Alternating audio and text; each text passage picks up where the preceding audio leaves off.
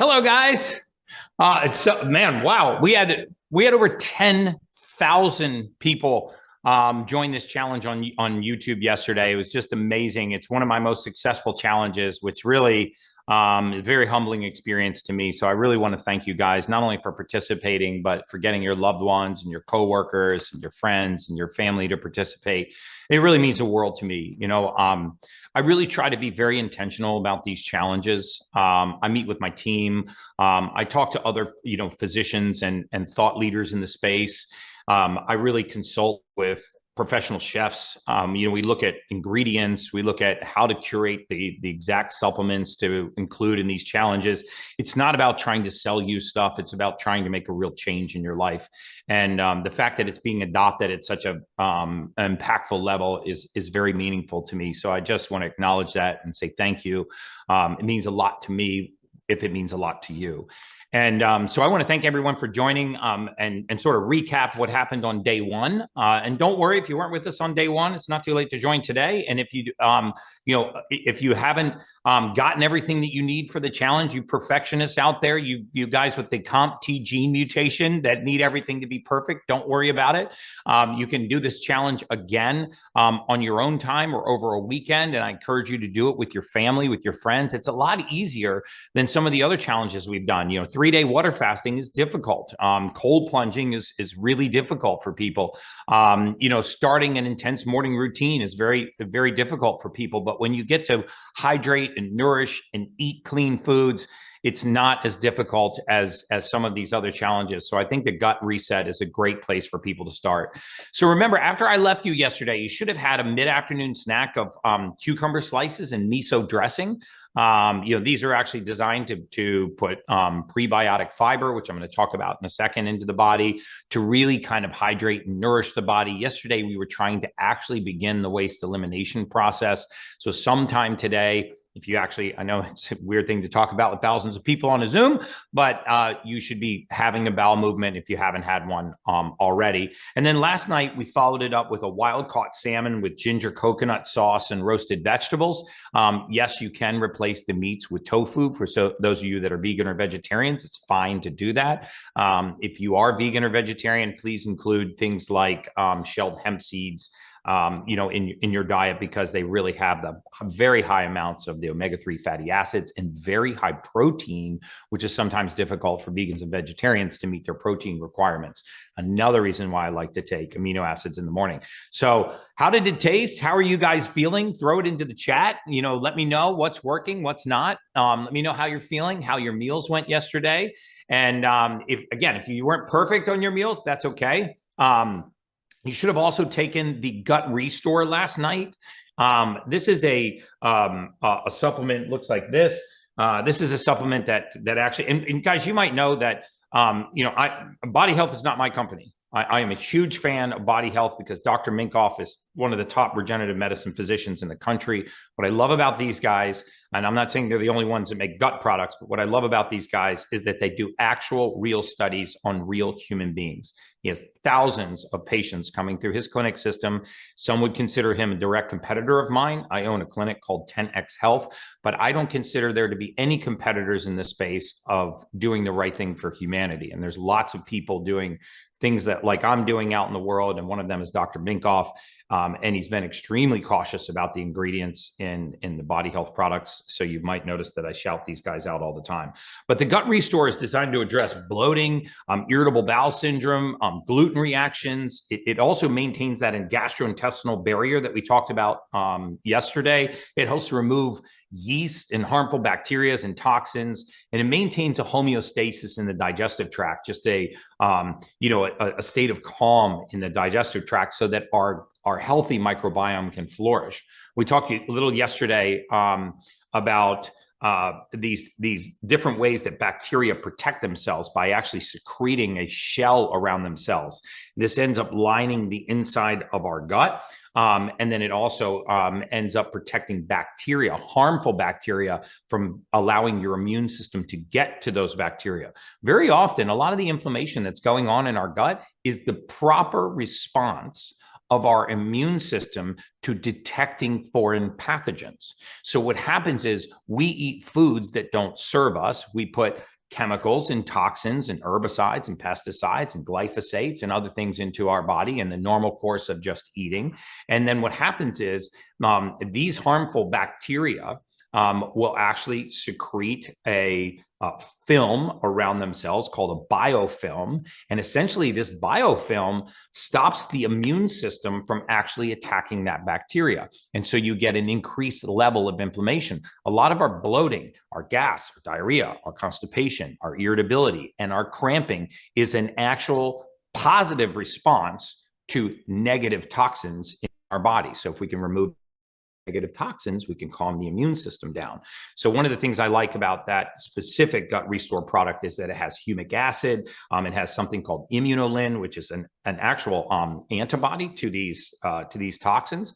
And so even if your body doesn't manufacture the right antibody to that biofilm, the Immunolin will actually dissolve that biofilm, and then your immune system can wipe them out. So I've been very thoughtful about how we put this together, right? I mean, we're not just introducing prebiotic and probiotic foods, we're actually introducing support for our immune system, things to heal and seal and repair the gut, things that are going to reduce inflammation, things that are going to bind toxins, actually soak up toxins in our gut, like activated charcoal, zeolites, and silica clays that are actually non-toxic to humans, but actually bind a lot of the harmful things in our gut to eliminate them out of our body.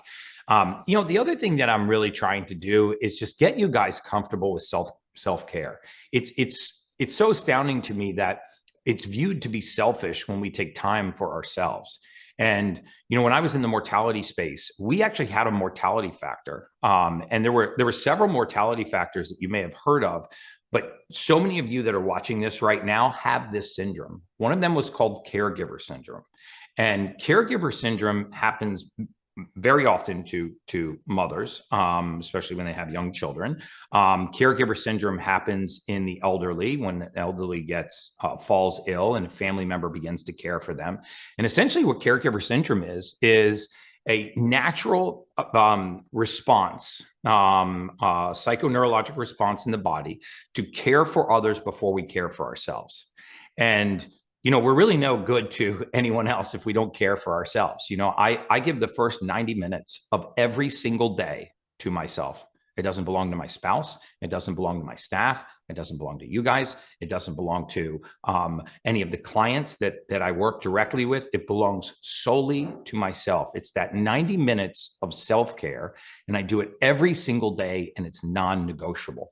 This week I'm taking off for a pretty intense trip to the Middle East. I'll leave at 12:45 in the morning on Thursday. I'll be back by 10 p.m. on Sunday. I'm going halfway around the world. I'm going to take you guys with me. I'm going to show you how on 15-hour flights and 8-hour time zone differences, you can still maintain 95% plus sleep scores, and how you eat on the road, prepare yourself for long distance flights, and how you can still travel like a road warrior and you can still engage in that self-care. So if you're tuning into my Instagram, make sure you follow my trip. Hopefully I'll keep my promise to you and get better than 95% sleep scores.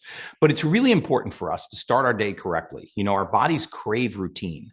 So one of the things that I would suggest is that you set yourself up for success. Pick an area of your kitchen, put your hydrogen water bottle, if you have one of those, put your Gut Restore products, put your Baja Gold sea salt and your perfect amino acids in the same place every day, because our brains key into that routine. If you watch my routine this morning, you could set your watch by what I do every day in the morning. Within 30 minutes of waking every day, I'm outside with sunlight hitting my skin, looking at the horizon, even if it's a cloudy day, and I'm doing breath work. You can start with 3 rounds of 10 breaths. You can progress to 15, to 20, to 25, and then to 30. And the reason why I do it within 30 minutes of waking every single day is so that my body knows that if I'm doing breath work, it's time to wake up. I can actually shift. I can bookend my sleep. I have the same sleep routine going to bed. I have the same sleep routine going out of bed. And so I bookend my sleep. So my body knows, okay, we're doing breath work. It's time to wake up. And then I come inside and I hydrate and I nourish my body. And I want to walk you through why that's so important, because most of us are actually clinically dehydrated. You know, the last estimate that I read, which was a 2006 survey, estimated that about 85% of the American population is clinically dehydrated. And clinically dehydrated means you are so dehydrated, you've lost a sensation for thirst. So not only do we need to, which if you're one of those people that can go an entire day without drinking a single glass of water and your body doesn't remind you to drink, you are clinically dehydrated. And the way to fix that is for 4 straight days, take 10 ounces of water in the morning, clean filtered water, add perfect aminos, add a pinch of Baja Gold sea salt, swirl it up and whack it back. On the 4th day, that sensation for thirst will return. We want our bodies to remind us when it actually needs nourishment. And so by starting your morning routine with the same exact thing, like breath work, which is portable, which is free, like hydration with amino acids and with mineral salts. And today I actually warmed the water up, which I usually don't do, but I've done it for this Gut Reset Challenge. And I squeezed a half a lemon into the water, and I could actually feel it going through my system. That lemon, when it leaves the stomach, when it hits the stomach, it's very acidic. When it enters the blood, it becomes very alkaline. So it's a really interesting phenomenon about the buffering of lemon. Even though lemon is an acidic before it's ingested, it is very alkaline once you put it into the body. These are just natural ways to start your day with the same routine and get your body used to, this is the time to wake up and this is what we do first thing in the morning. And so I really want to normalize self-care, and I really want to normalize being selfish in the morning so you can be selfless with the rest of your day. If you're one of those people that is affected by caregiver syndrome, it's a very admirable trait, but long-term, it does not serve our temple. I mean, I'm in my 50s. I'm also trying to normalize 7 p.m. nightclubs in Miami, but that's not working out either. So I got a better chance at normalizing this with you guys. So this morning, why did we start with hydrogen water, perfect aminos, and Baja Gold sea salt? Remember that the human body needs, human beings need 91 essential minerals. These are the minerals that you don't hear about very often: molybdenum, manganese, zinc, copper, boron, iron, calcium, silica.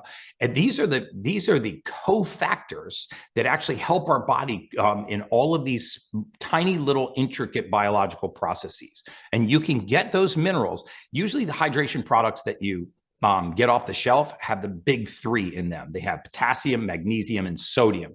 The reason why most manufacturers put those 3 on the label is because those are the 3 that most people recognize. And when they look at it, they go, oh, I recognize potassium, I recognize magnesium, I recognize sodium. This is a good product. The truth is that there's a whole class of minerals that we don't talk about very often. They're harder to manufacture. They're more expensive to put into electrolyte drinks. They're more expensive to put into electrolyte supplements. So they don't put them in there because it's not valuable to the sale of that product.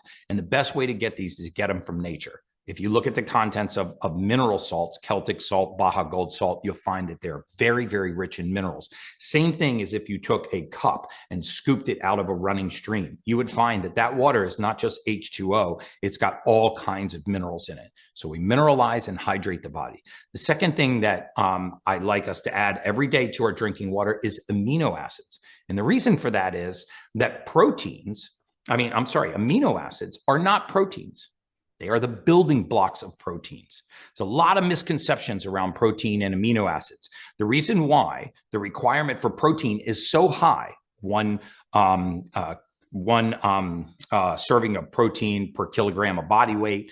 The reason why we have to take in so much protein is because we're trying to get to the amino acids, right? So there are 8 essential amino acids. If these 8 essential amino acids are deficient, even a single one of them. So if you only have 7 of the 8 amino acids, that's what's called an imperfect profile. What will happen is the rest of those amino acids will turn either to fat or to sugar. So let me repeat that. If you're missing even a single one of the 8 essential amino acids, the balance of those amino acids will turn to fat or turn to sugar, because you cannot build complete proteins with an incomplete amino acid profile. You also cannot target direct amino acids or proteins. So in other words, we don't eat our nails to grow our nails. We don't eat our hair to grow our hair. Why do you think you can eat collagen to grow collagen? You see, that's a marketing myth. Collagen's an imperfect protein. It does not actually grow muscle. It's fine to take it. I have no issues with collagen, but just understand you can't build muscle. And collagen does not show up as collagen in your skin. Collagen, elastin, and fibrin in the skin is built from amino acids. So if you want to improve the tone or the texture of your skin, if you actually want to build muscle, you need to take the 8 essential amino acids. Most of us are not protein deficient. We are amino acid deficient. When we have the right amino acid profile, not only can you build hair, skin, and nails, collagen, elastin, and fibrin, and muscle tissue, you can also build all of the other components in the body that are made from amino acids, which is your entire immune system. All of your natural killer cells are built from amino acids. There are amino acids building blocks for our hormones. So when we get deficient in the basics, the 8 essential amino acids, and they're called essential because they're necessary for life, then we have an incomplete ability to construct the different parts of our biome. And that's why I say every morning what we want to do is give the body the raw material it needs to do its job. Right? This body is a perfect design, but it's imperfect if it doesn't have the right construction material. So mineral salts, hydration, you can add lemon and amino acids in the morning. That is a perfect way to start your day. So I just wanted you to know why we're doing that. So yesterday was all about clearing the path, eliminating those common gut disruptors, giving your system kind of a gentle detox. Now that the slate is a little more clean, today's mission is to nourish the body. And so I want to talk a little bit about how we nourish the gut. Most of us know that probiotics are the bacteria. They are actual bacteria. Probiotics are the bacteria that populate our gut with friendly bacteria. So if it is a probiotic or a probiotic bacteria, then it's populating the gut with healthy bacteria. If it is a prebiotic, this is what the probiotics eat.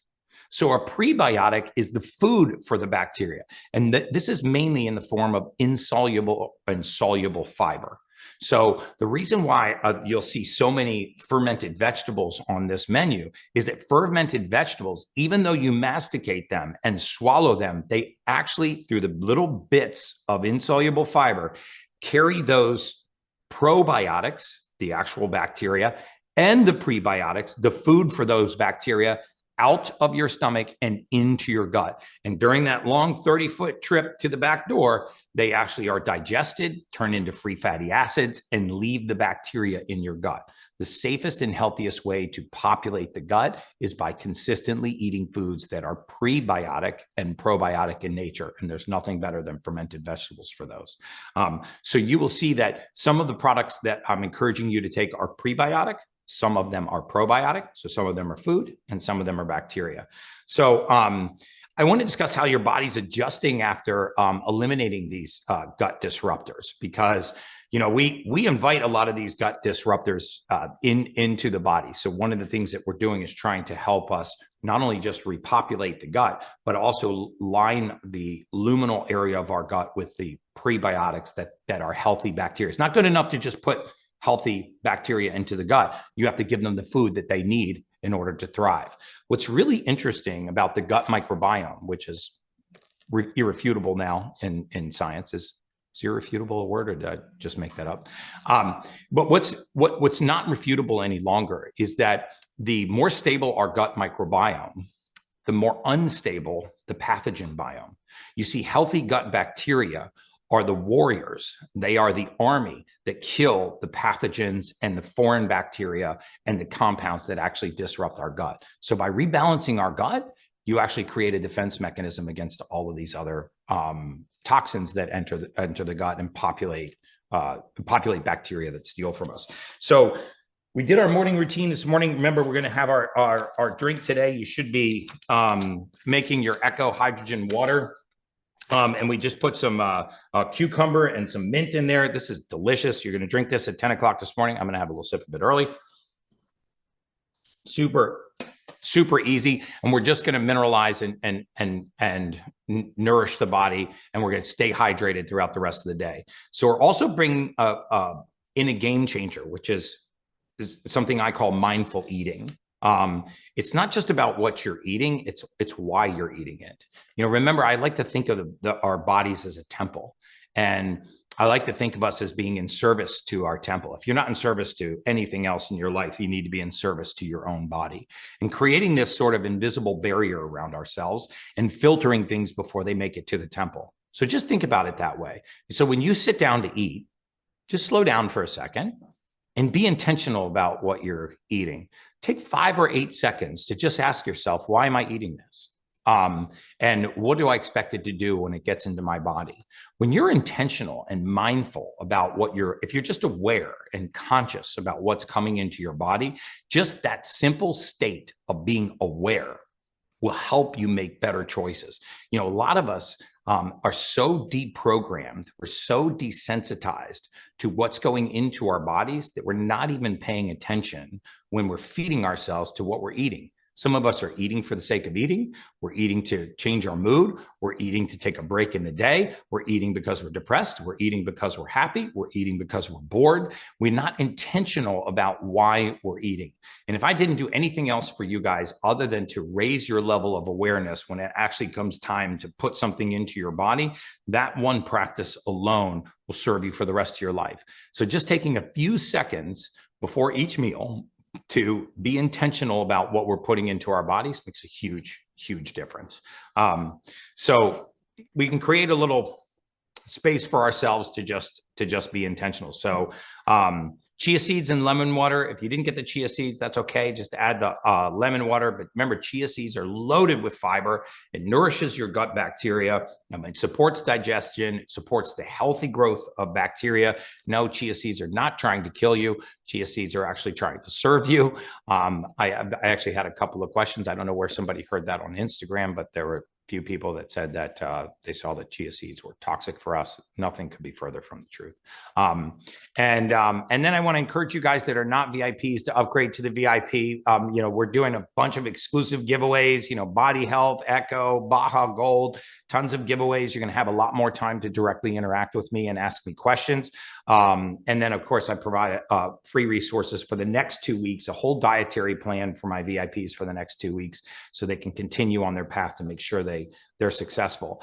And then, we're going to have also live Q&As with a bunch of industry leaders. I was actually watching this movement that's going on right now in the food industry with some of my industry peers, which I'm a huge fan of, trying to get artificial food dyes out of our food supply that are illegal in Europe that are actually allowed here in the US. And there was this big march on Kellogg's you might have seen, where thousands of people showed up to Kellogg's headquarters and trying to get Kellogg's to use natural colorings like they use in Canada and Europe in their cereals, rather than the artificial colorings that are destroying our gut and giving our kids behavioral issues. I even want to take a further step back and say, let's just march to not eat cereal. I would love it if they would put better ingredients into their cereals, but it's still cereals. And so for those of you, especially those of you with young children, that I'm a big proponent of trying to get folic acid out of your diet. And when we talk about gut health, we can't really have a comprehensive discussion on gut health without me discussing folic acid, and how in 44% of the population it is just an atom bomb for your behavior, your gut, your short-term memory, your focus, your concentration, your ability to complete critical tasks. Folic acid, contrary to popular belief, is not a natural vitamin. Folic acid does not occur anywhere naturally in nature. You cannot find folic acid anywhere on the surface of the earth. We make it in a laboratory, full stop. Folate occurs naturally in nature.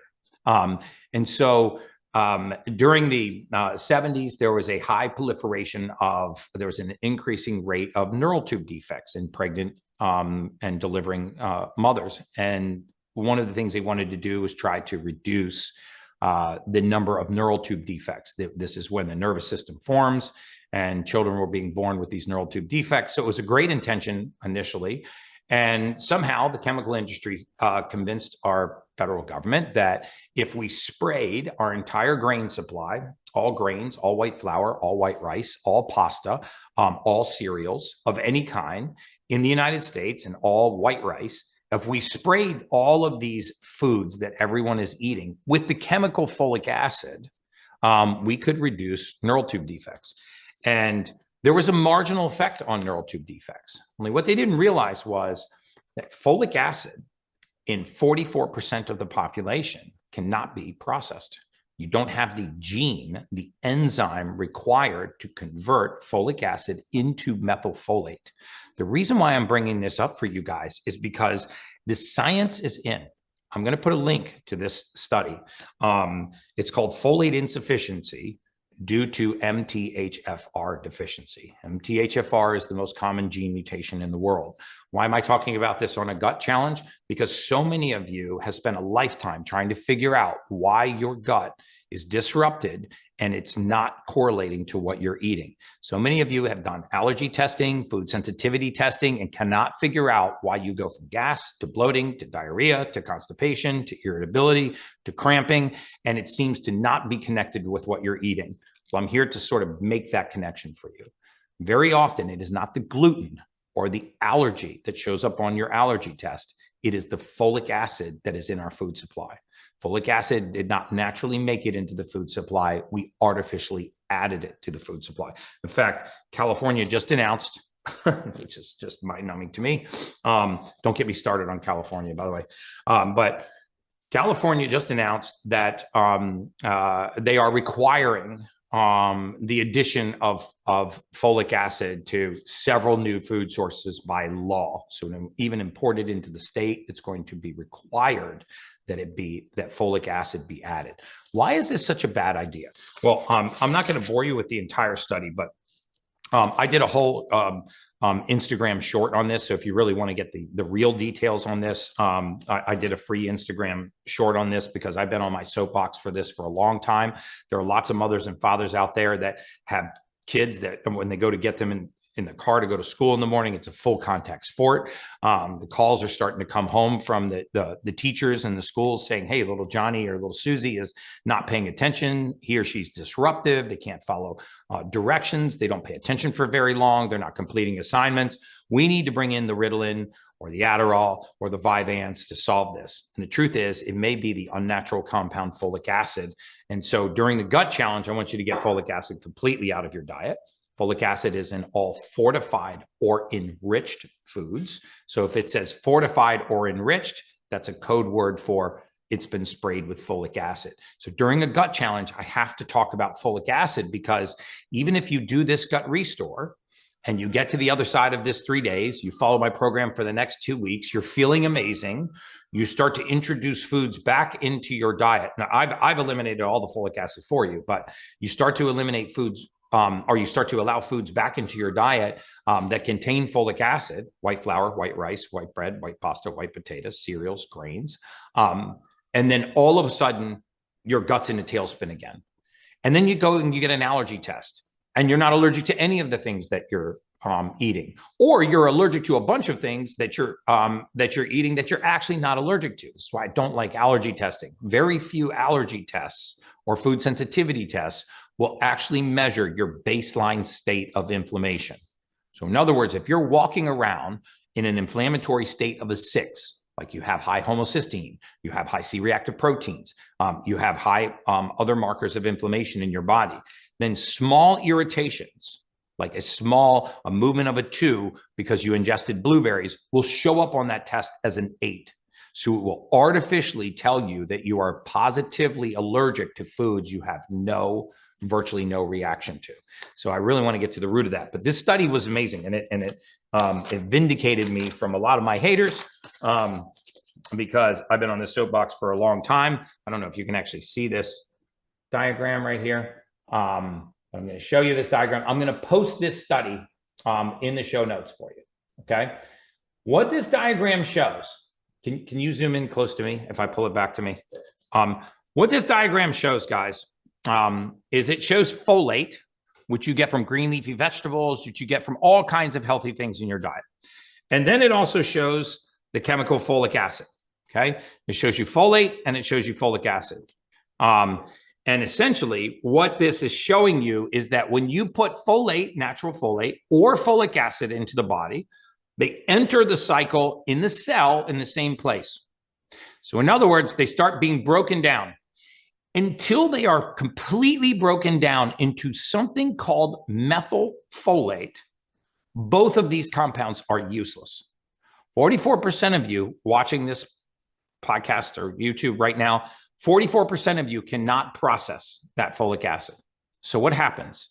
It stops at a certain place and it begins to accumulate. It begins to rise. What else happens is you begin to develop a deficiency in methylfolate. It's also called 5-MTHF, which doesn't stand for the mother effer. It stands for methylene tetrahydrofolate reductase. So what happens is you take in these folic acid compounds, you feed them to your kids. What does the average American kid eat for breakfast in the morning? He or she eats a white bagel, they eat a bowl of cereal, they eat toast, they eat breads, they eat Pop-Tarts, they eat other things that are laden with folic acid. 44% of kids also have this gene mutation, MTHFR.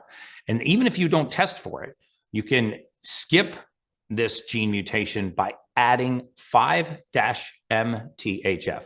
5-methylfolate to your morning routine, just a capsule. You can also add a capsule at night. But what I want to show you is on the far right over here, I don't know if you can follow these arrows, you'll see that methylfolate is like the Disneyland Fast Pass. It skips the entire line. You see all these processes that folic acid has to go through? You see all these conversions that folate has to go through? Methylfolate doesn't have to go through any of them. It literally butts all the way in line. It goes right into the cell. And what does methylfolate do once it's inside of your cell? Methylfolate is necessary for neurotransmitter production. Neurotransmitters are responsible for all of our mood, for all of our emotional state. Methylfolate is responsible for the peristaltic activity in the gut. Think of a snake swallowing a mouse, right? That peristaltic wave-like motion. You've heard me say this before. Our heart does not circulate blood to 70% of our body. Let me say that again. Your heart does not circulate blood to 70% of your body. It only is responsible for 30% of your circulation. None of you has a heart that is strong enough to pump blood from the center of your chest to the tip of your toe, through all of the vessels in your brain, to the back of your eye, and through your liver, lungs, pancreas, kidneys, and all your other organs. So how does that circulation occur? It occurs through an activity called vasomotor. Again, like a snake swallowing a mouse. Well, what if this peristaltic activity is impaired? What if the vasomotor activity is reduced? Well, this is why most people start wearing readers in their 50s. It's not because their eyesight's going bad. It's because the vasomotor activity to the back of the eye is compromised. This is why in our late 40s and early 50s, a lot of us start to get cold fingers and toes all the time. This is why the tissue supplied by vasomotor activity begins to be deficient. Our thyroid, our pituitary, our pineal glands, other areas of our body.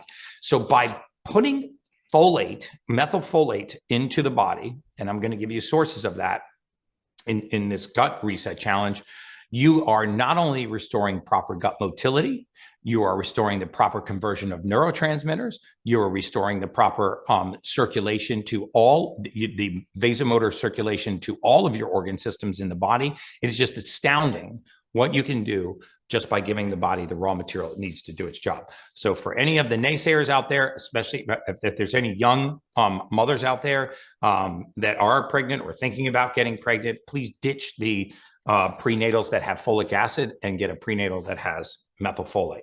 So really, I'm going deeper into the compounds and why I selected these food sources and why I selected these supplements, because essentially what I'm trying to do is restore your body back to where it has the raw material it needs to do its job. Once we give the body the raw material it needs to do its job, if we have the habit of continually putting those compounds into the body, it never goes backwards. So I don't want you to slip after the gut reset challenge and you start to feel a lot better and start introducing some of these foods, because 44% of the people watching this YouTube podcast right now, you have this gene mutation and you're probably still consuming folic acid, and so are your kids. You want to see a new kid around the house? Get folic acid out of their diet for a week.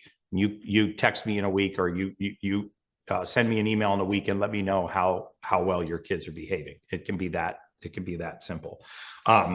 Okay, so let's talk about what we're fueling our bodies with today and why we selected some of those. I talked a little bit about the difference between prebiotics, which is like food, for our probiotics, which are our bacteria, why we need amino acids. They're the building blocks of proteins, and they're the building blocks of all of the things in our body, like hair, skin, nails, and our immune system. And can amino acid deficiencies lead to immunodeficiencies? Yes.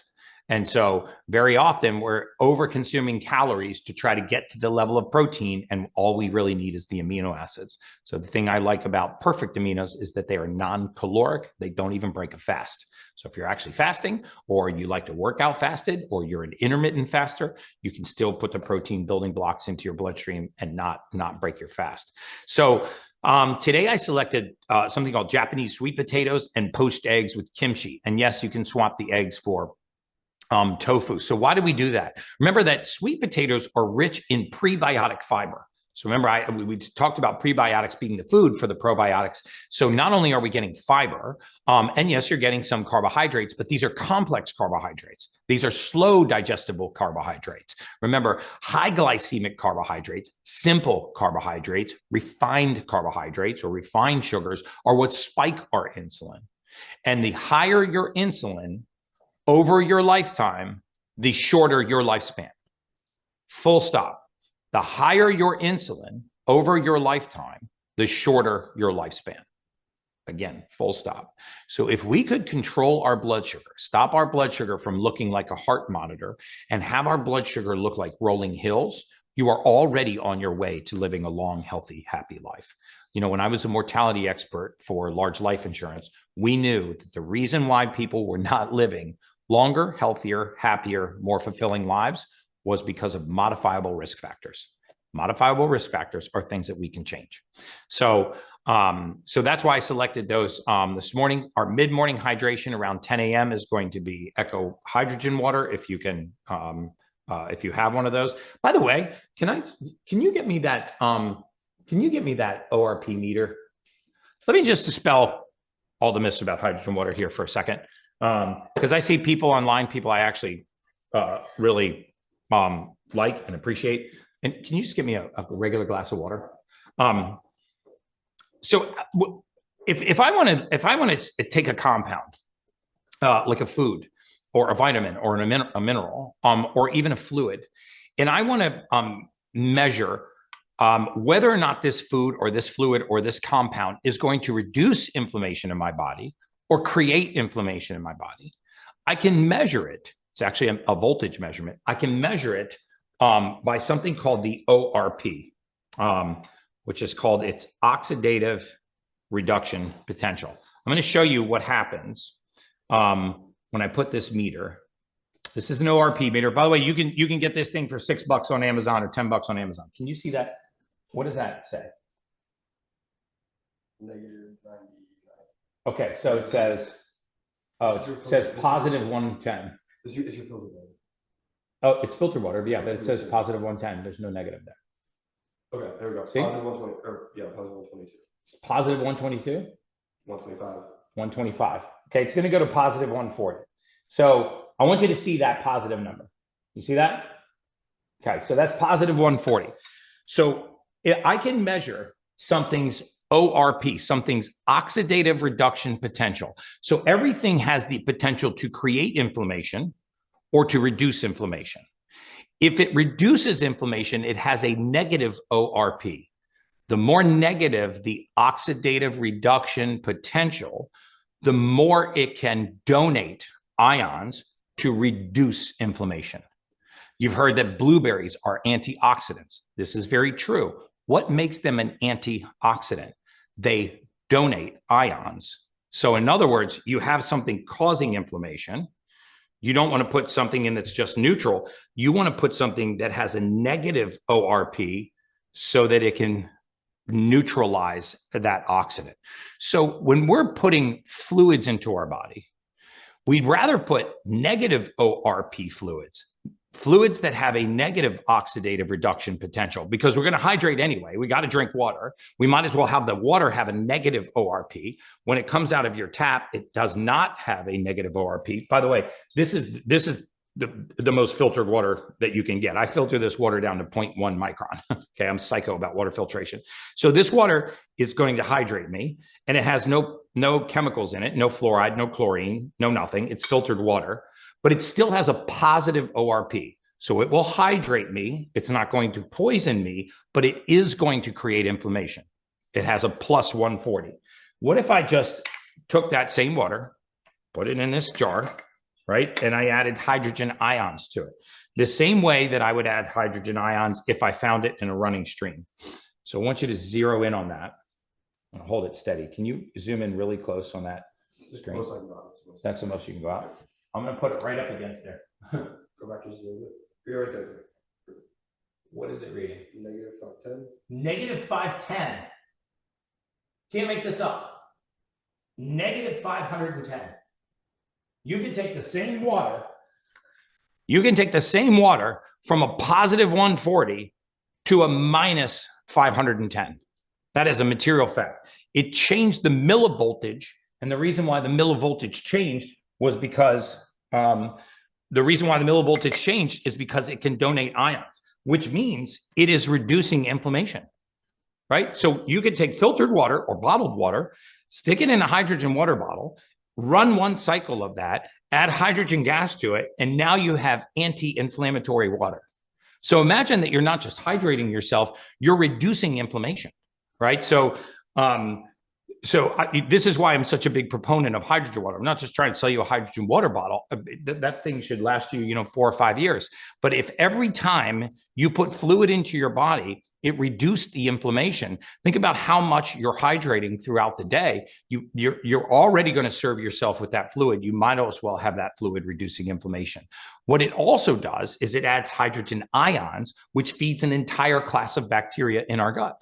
A lot of times the fluids that we're drinking are actually not serving us. They're not only acidic, like coffee. That's why I put an acid balancer in there. It's fine to have coffee. By the way, it's fine to have coffee on the Gut Restore as well. I would use something like the acid kicking alkalizer, and I would buy a coffee that's organic and mold-free, certified mold-free. Because remember, when they ship coffee, mold doesn't actually grow on the coffee bean. It grows in the when they transport it. They put it in the backs of these big trucks. It's hot, it's moist, it's dark, and it's oxygen deprived.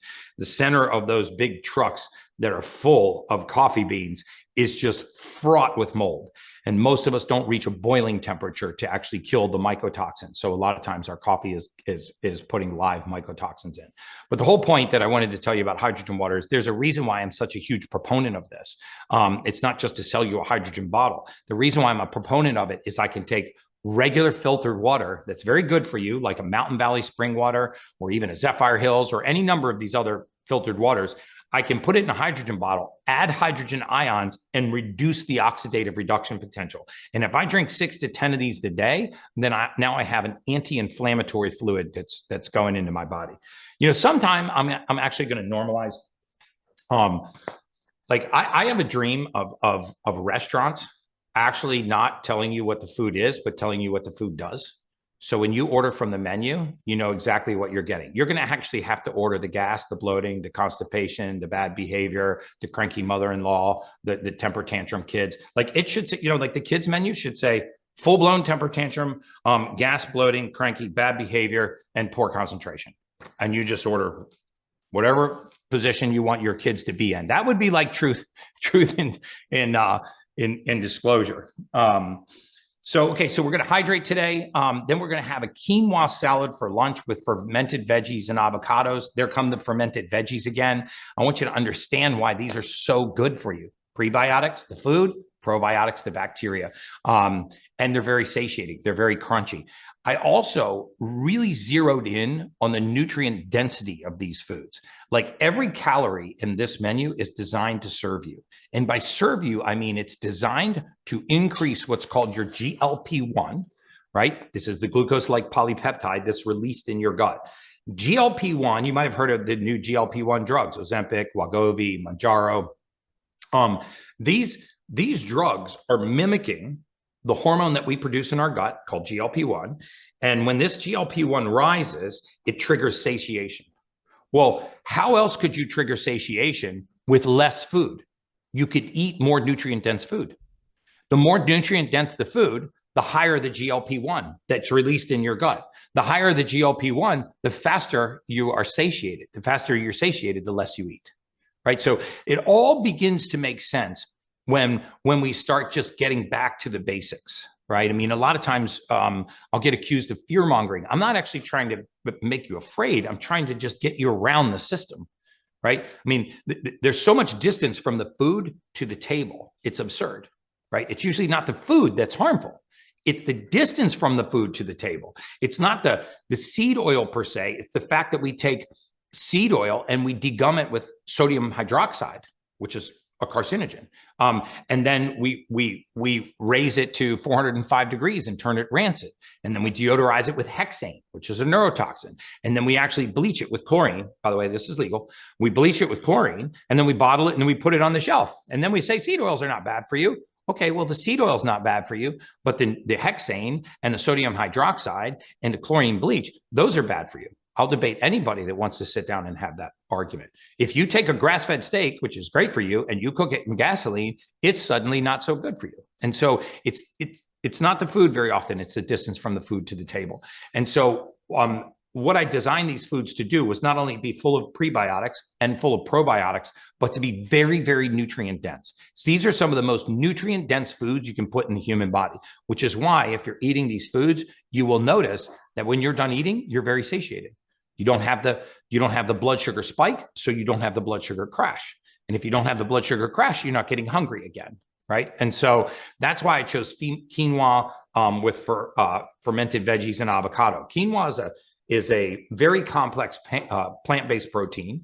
All you vegans and vegetarians should be eating this. And it fuels tissue repair, while the fermented veggies replenish our microbiome. Okay. 20 minutes before lunch, we're going to take one of the Body Health gut defenses. This is specifically designed to repair the gut lining, right? So we're going after a bunch of things in this gut restore. One is food, prebiotics. The other is probiotics, the actual bacteria. That we're using other things to go after the films that are surrounding our bacteria, the bad bacteria. We're going to dissolve those so the immune system can get to them. And we're also going to dissolve the biofilm on the lining of your gut. So this is a whole system really meant to restore your gut. And then after your meal, you're going to take 1 to 2 digestive enzymes to help you break down the food. Very often because our stomach acid is off, and we have other bacteria in our stomach like Helicobacter pylori, the first stage of digestion has been impaired. And if we impair the first stage of digestion, there's no hope for us down the rest of the line.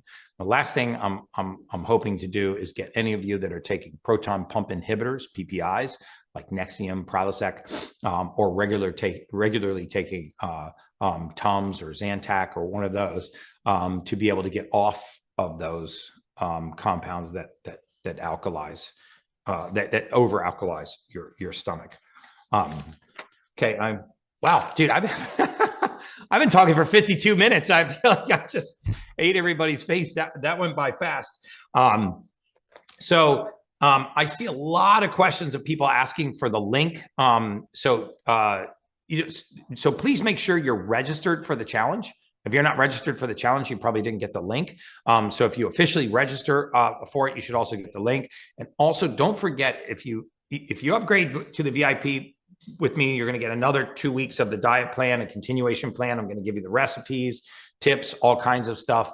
For those of you that are VIPs, we're going to move into the other room, and we're going to be in there with Dr. Minkoff. He's the formulator for Body Health.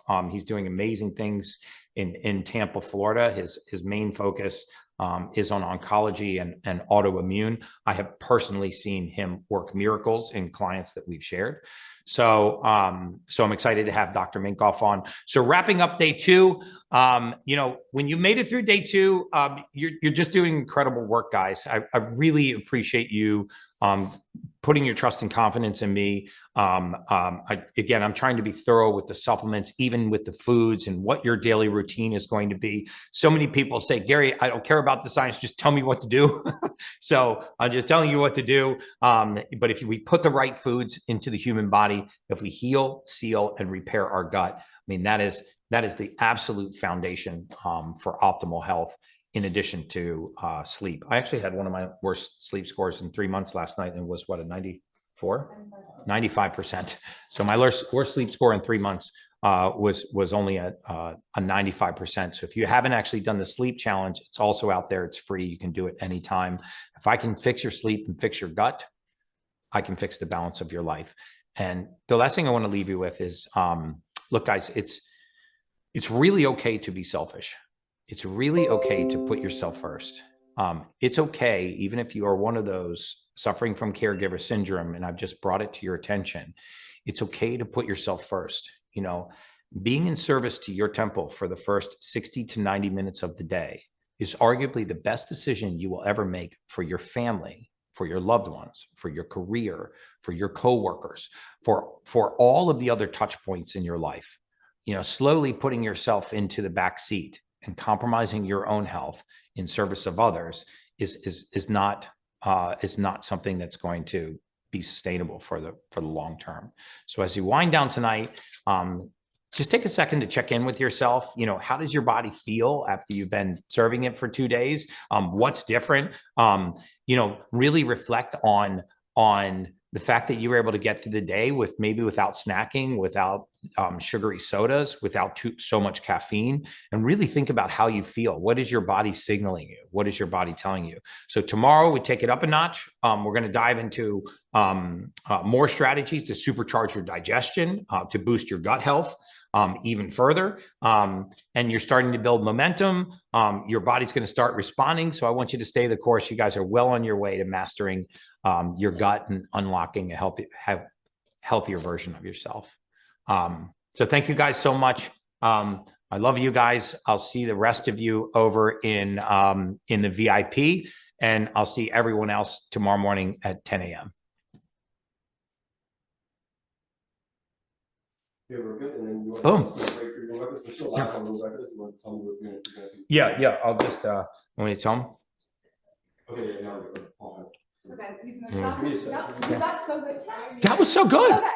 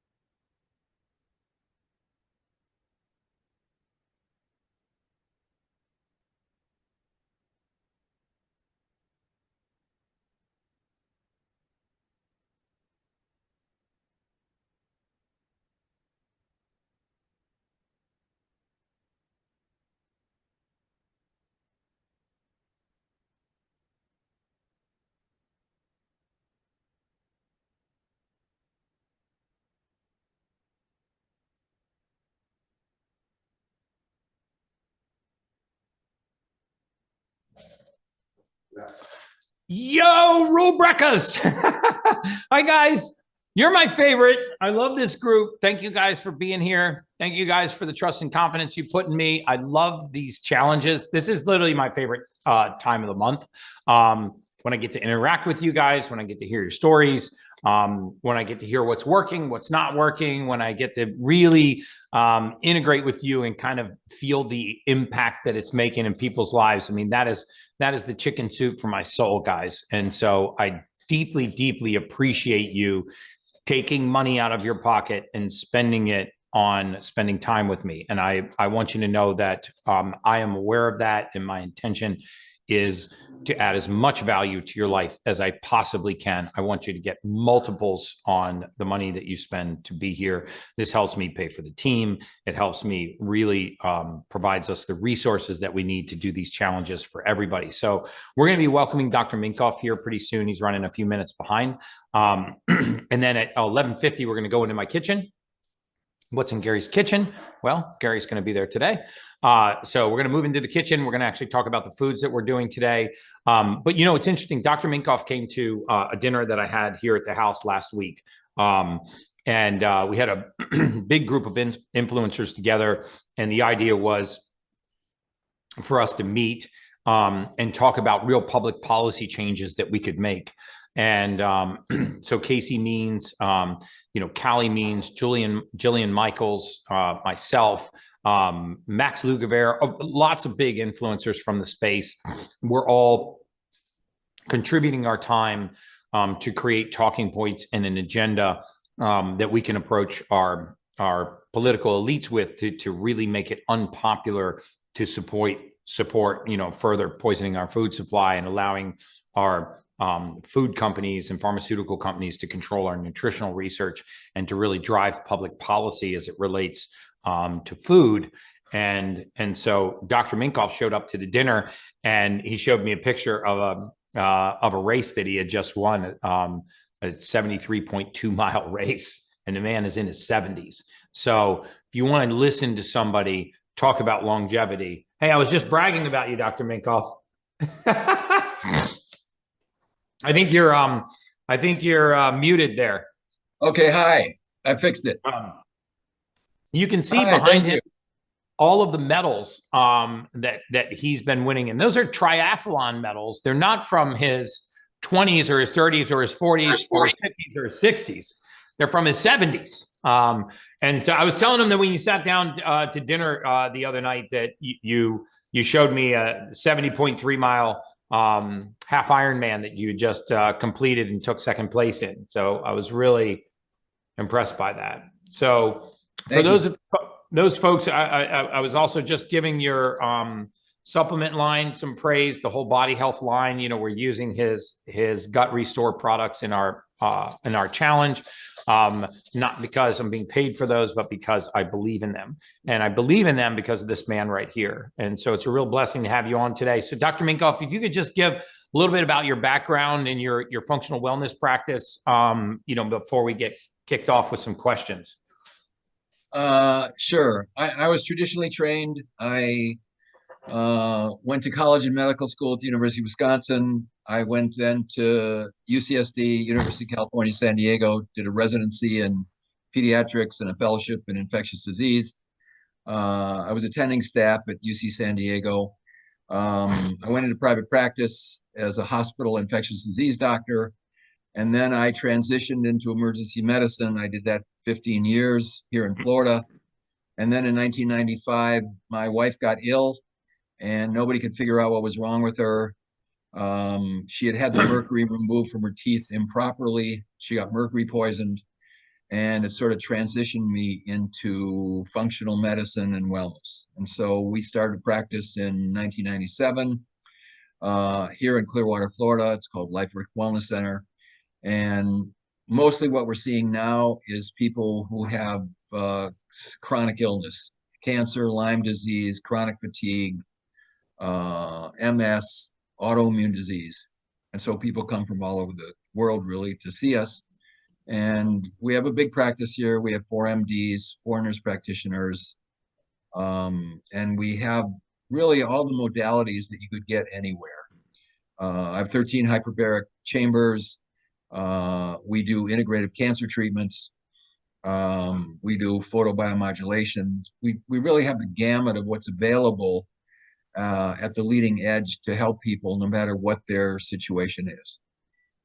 Gary sends me every now and then somebody who just wants health restoration or longevity, which we can do that too, whether it's hormones or peptides or stem cells. So that's what we're about. And my son and I started a company in 2000 called Body Health because we were looking for products to help detoxify heavy metals. The person that I learned from had people taking 14 supplements to be able to detox mercury or lead or arsenic. And so we met with we worked with a scientist who was at Harvard to come up with a product that would detox heavy metals that was safe, that was non-pharmaceutical. And that product was called Metal Free. And practitioners started buying it. And then I'm a triathlete. I train a lot, swim, bike, run, yoga, weights. And I was training for an Ironman. I injured my hamstring. I couldn't get it to heal. And it turned out that I was amino acid deficient. And we came up with this amino acid product called Perfect Amino. It healed me. And what started the business was I wrote an article for Triathlete Magazine because after I healed my hamstring, I had my best time ever in a full distance Ironman triathlon. And after I wrote the article, 3,000 people, this is 2004, 3,000 people wrote me because there was no internet then, there was no Facebook. We said, where could they get the product? And so we started to manufacture it. And so it's been one of our flagship products. Now, all the patients that I see, 100%, their biggest first problem that we start with, no matter what they're complaining of, doesn't matter if it's cancer or chronic fatigue or rheumatoid arthritis, their gut is bad. They have leaky gut, they have yeast, parasite, overgrowth, they have poor turnover of their inner gut lining. And so they don't digest, they have low hydrochloric acid in their stomach, they have low digestive enzymes, they don't absorb their food. And even if they're eating good food, everyone needs a gut restoration. So Gary, what you're doing here is perfect because it is the beginning stage for anyone who really wants to improve their health. Because half the people in this country are on drugs that block acid, whether it's Nexium or Prilosec or one of these drugs. Well, when you take these drugs, you don't absorb your minerals and you don't digest your proteins. And you set yourself up for cancer, for stomach or esophageal cancer. So if you look in the drug book, these drugs maybe have use in people with active ulcers for maybe 2 or 3 weeks. But most people prescribe them and they're on them forever. And now they're available over the counter so that anybody can get them at any time. And they're one of the most harmful things that a person can do to themselves. So if you're on it, you can't just stop. But if you go through this program and the advice that Gary's giving you can help you to wean off these things, restore your gut to actual health. So if you're eating good food, you can digest it, absorb it, and rebuild your body, your health, your immune system, your bones, and really get your energy back and get rid of your pain. Those are really the key things. Yeah, and prevent getting chronic illness. I mean, all the things when I was at Gary's house the other night, the whole purpose of the thing was to really call attention to this epidemic of chronic illness, of obesity and diabetes and osteoporosis and cancer and autism. These are all diseases of the environment and of poor health habits. And I've told this story before. When I was in college, there was a yogi that came over from India, and he gave us lectures. And one night he told us a story. And so this is 1970 or 1968. And he was talking to us about right eating and right lifestyle. And he said, so this is 1968. He said, the first 20 years of your life, you can do anything you want. You have a young body, it's healthy, it can tolerate anything.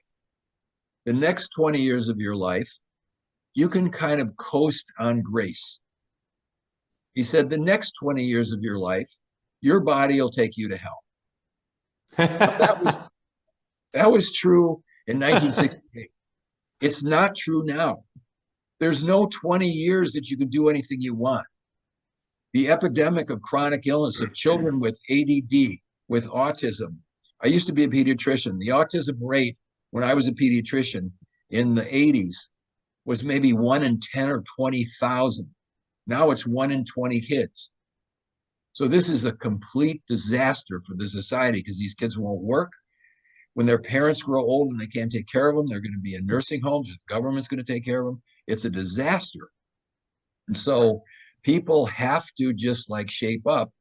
And Gary is one of the leaders in this movement of bringing attention to the public and the government and the big agencies that pushing pharmaceuticals to everybody and not paying attention to whole real food and is a disaster for the society.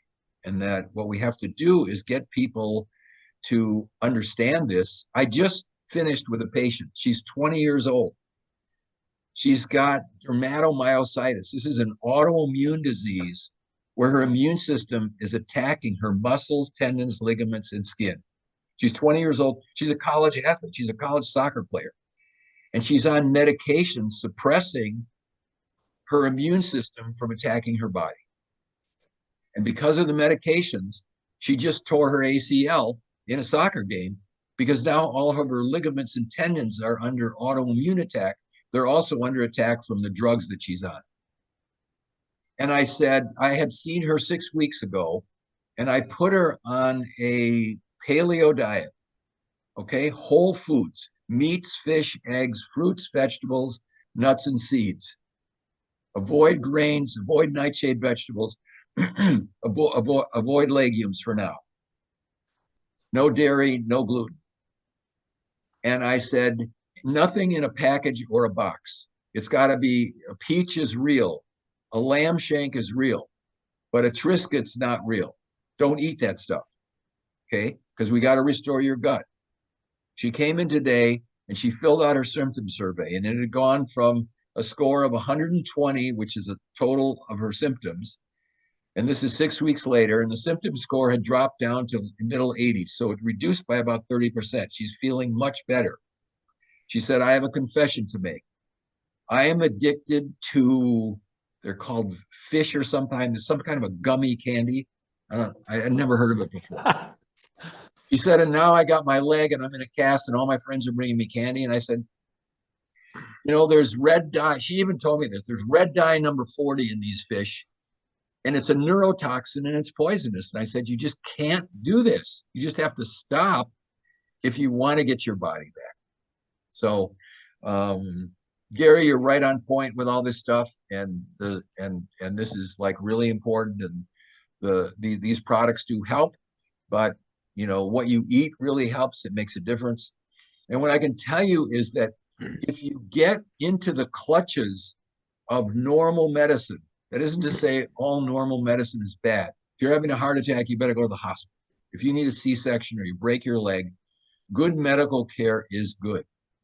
But if you have a chronic condition, if it's your weight or your blood pressure or your cholesterol or your fatigue or you can't sleep or you're anxious or you're depressed, the medical doctors will hurt you. And the only way out of it is to fix your lifestyle. Find a practitioner that can help you, who can fix your lifestyle, give you the right supplementation, do the right testing on you, adjust your genes so that, and fix your gut so that you can actually restore your health. And it is possible. And really, it doesn't take that long. Like in 6 weeks, this girl, 30% of her symptom score reduced. She's not even being perfect. And so this is real and doable for everybody.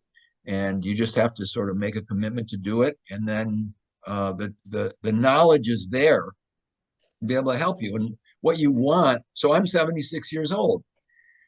There was 3,000 people in this race. It's North Carolina Ironman called 70.3. So it's a 1.2 mile swim, 56-mile bike, 13.1 mile run. So that adds up to 70.3. So there's 3,000 people in this race. It's a big race. So it's an ocean swim, and it's very challenging. That's a big race. When I used to race, I started in my 40s. In my age group, there would be like 600 or 700 people. In my age group now, 7 guys showed up, no women showed up, 7 guys showed up, and 2 people finished. So as you get older, the challenges get more, but I didn't have any trouble finishing the race. I had a really good time. I finished a half an hour faster than what my goal was. And you can do this, but most of the people, as you age out, can't do it because their lifestyle has compromised their health to the point where they can't do it. They can't do the training. And a lot of guys my age are retired. They actually have the time to do it. And I work 60 hours a week. So you can have energy and you can live until a late age and enjoy your life and have fun. But it's really based on your habits and your choices. And I've learned a ton from Gary because he's been at the forefront of this thing, really leading us to, the whole biohacking ultimate human. You can be an ultimate human, and you just have to do the stuff. Nobody can do it for you. Yeah, I mean, I also want to talk a little bit about a collaboration that I did with Dr. Minkoff and with Body Health, because I want you guys to be the first to know. We now manufacture the Ultimate Human bars, and they will be out very, very soon. You can go to my website. You can go to the website, right? At theultimatehuman.com. And on Instagram, you guys will be the first to know. But these are actually whole food bars. They are unbelievable. This is the brownie version right here because I like brownies. But they're just compressed whole foods. There are no non-natural ingredients in here. It is very, very difficult to find a manufacturer to take whole foods like coconut oil, raw almonds, raw cacao, raw pressed dry green vegetables, and actually press them into a bar that remains stable. There's a little CO2 gas in this bag that remains stable so that you can actually eat whole foods on the go. And then instead of putting a bunch of junk whey in here or unstable proteins like pea proteins or whey proteins, we put 1,000 milligrams of the perfect aminos, and it tastes literally like a brownie. I'm super proud of it. I can't stop eating them. But this is guilt-free eating right here. They're not cheap because the ingredients are not cheap. And they use no fillers, no binders, no artificial ingredients, no artificial flavors. There's no fillers. There are no dyes or any other kinds of compounds in here. I'm really excited about it because I believe so deeply in what Dr. Minkoff is doing, and I believe so deeply in the research and the products that Body Health has done that he and his son and I collaborated to make I was like, there's got to be a way to make an actual whole food bar, make it stable without preservatives, and give it to people so they could actually keep whole foods on the go. So I can't wait for you guys to try these. This is the brownie version. There's a blondie, there's a mocha version, very similar to the flavors of Body Health. But my intention is to kind of change the game with snacking so that we actually snack on whole foods. Because most of the time, that's where our diet goes wrong. We eat whole foods during mealtime, but then in between, we're eating non-foods, things that are laden with MSG, laden with food dyes, with preservatives, which is the other big thing that they use even in most of these bars. So if you read the back of these ingredients, you'll recognize every single thing here is something that you would recognize: cocoa butter, raw cacao, amino acids, coconut oil, raw organic almonds.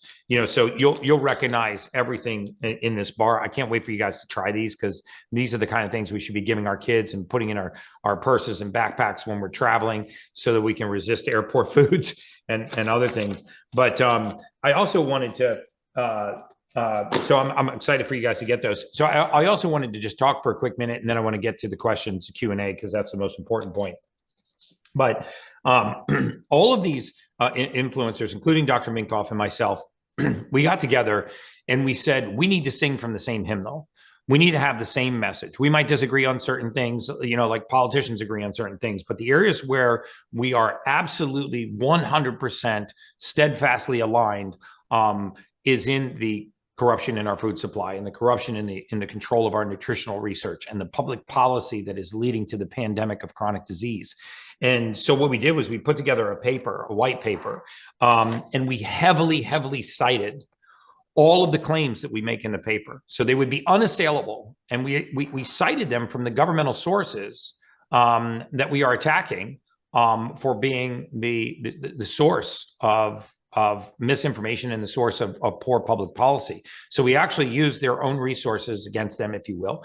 And I don't want to sound like a conspiracy theorist at all. I just wanted this to be a very fact-based discussion. So I'm actually going to give you guys a link to this, just so that you have it, because these are statistics you can share. I'll see if we can put it in the show notes. But every one of these is cited, and usually cited multiple times. But just to give you a kind of a status of where things are, Dr. Minkoff talked about it a little bit. 18% of teenagers, and these are 13 to 17-year-olds, 18% of them have fatty liver disease. 18%. This is a condition that was rarely seen in children a generation ago. It was almost non-existent. Fatty liver disease was reserved for chronic alcoholics, right? So it was an adult alcoholic disease. It is now a chronic pandemic disease. 18% of our teens have this condition. 30% of all of the teenagers in America between 13 and 17 years old are pre-diabetic. More than 40% of young adults are either morbidly obese or obese. 77%, I want you to sit on this statistic for a second. 77% of the young draft age, military age men and women in our country cannot qualify for military service due to poor health. Just let that sit in for a second. That means that only 13% of the draft eligible aged young men and women in our country can even qualify for military service, because 77% of them have a chronic disease or condition, or they are physically so inept that they can't even qualify for military service, which makes that a national security issue. 6 out of 10 adults in the US live with chronic disease. Half of Americans have experienced mental illness that required intervention or treatment at some point in their life. 50% of Americans. And I'm not talking about people that are dealing with, divorce or body morphic image. We are talking about chronic mental illnesses that required medical intervention. ADD, ADHD, OCD, manic depression, bipolar, schizophrenia, multiple personality disorder, all like serious chronic mental illnesses. 74% of US adults are currently overweight or obese. And life expectancy is now declining for the first time in our nation's history. And then I go into a lot of the issues with, that I find with our public policy makers. 75% of the SDA's drug approval budget. Just sit on this for a second. 75% of the Food and Drug Administration's approval budget is actually funded by Big Pharma. So only a quarter of the budget of our FDA is actually provided for by the taxpayer. The rest of it is privately funded by Big Pharma. 95%, the U.S. Food and Drug Administration and USDA panel members responsible for updating our nutritional guidelines have conflicts of interest with food and pharma companies. So only 5% of our public policy makers do not leave their public policy position and go into the private sector, into big food or big pharma. I mean, if you don't see the glaring issue with that, then it's just going to continue. So the regulators that are overseeing and regulating the industry, responsible for public policy, responsible for making the chemicals and the synthetics and the pharmaceuticals that are being pumped into our bodies, responsible for giving us our nutritional guidelines. 95% of them go into work for the private sector that they regulated for 10 or 15 years. So, how does that make sense? Make it make sense. Okay, so I want to get into and if you're mad by that, I'm mad too. But I'm going to try to do something about it and really make a shift in our public policy. So pray for me in that charge. Okay, so let's fire it up. Some questions, guys. I really want to let you guys deal direct with Dr. Minkoff. Hey there. Good morning. Can you hear me okay? Hey, I can hear you, Ralph. Great. I use both products from both of you, so both, thank you very much. This was really more directed at Gary, but I have numbers almost identical to Dana White's, and I need to lose about 50% of my body weight, which I thought I should do a keto reset diet. But in doing the precision gene test, it said I should basically avoid almost all meat and do about 40% vegetables. So which way would you go? Well, you can actually do it not just with meats. I mean, you can do it with vegetables and meat combinations. When it says avoid meats, it's usually telling you to avoid red meats, and that's because the enzymatic digestion process. But fatty fish like salmons are great for you. Coconut oils, olive oils, nuts, avocados. There's lots of ways to get your diet percentage to 75% fat, 20% protein, and about 5% carbohydrate, which is a keto diet. Most people think that a keto diet is a high protein, low carbohydrate diet. It's not. It's a very high fat, low protein, very low carbohydrate diet. Most people are thinking that an Atkins diet, high protein, low carb, is a keto diet. It's not. Ketogenesis is when you're getting usually a minimum of 75% of your total caloric intake from fats. Now, they should be healthy fats, olive oils, coconut oils, nuts, avocados, grass-fed butters, fatty ribeyes, fatty fish. And it's very safe to be on this diet. The diet was originally promulgated for epilepsy. It's a very low inflammatory diet. As long as you're eating a clean keto diet, your body begins to fuel itself from something called beta hydroxybutyrate, which is a ketone body. And it begins to turn the fat into stored sugar, turn the stored sugar into sugar, and it actually dramatically helps you reduce your body weight. If you send me an email at info@theultimatehuman.com, I can have the clinical team get some blood work on you and help you through that process. I actually taking the supplements for the 5 gene test, and again just took the precision test. Will the precision supplements replace the ones for the 5 gene test, or do I need to take both? And how long does it take to get the precision supplements? It's difficult for me to say this, but I want to be as authentic as possible. I do not think that the precision supplements are there yet. I don't think that my preference would be that you stay on the supplements for the original gene test. And the reason for that is that we have vast population data on those supplements. They are working not only working, but working very well for the vast majority of patients. There is very good sound clinical evidence behind the precision gene test, but we have not yet tested it in the population numbers where I'm ready to endorse it. It's a big political issue for me internally, but I can't bring myself to say that I have seen those supplements work in a large population of patients. In fact, I've seen kind of the opposite, having a minimal or negligible effect. I am working diligently to change that. But before I could in good faith tell you to take the precision supplements, which are almost 4 times the price of the current supplements, I would really advise you to stick to the supplements that you got on the original gene test, which would be like the 10x Optimize, the magnesiums, the zincs, the borons, the trimethylglycines, because we have 150,000 patients that we've done these on, and we have really good sound evidence on it. Gary, I quote you so much to my wife, she actually thinks I am you. All right. Thank you, Ralph.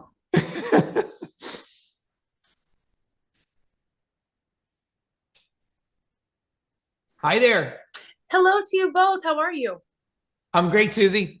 Hey, so my husband and I have done the 10X Health, big deep dive, and a couple other. I know you only need one genetic test, but we've kind of done a few just to explore.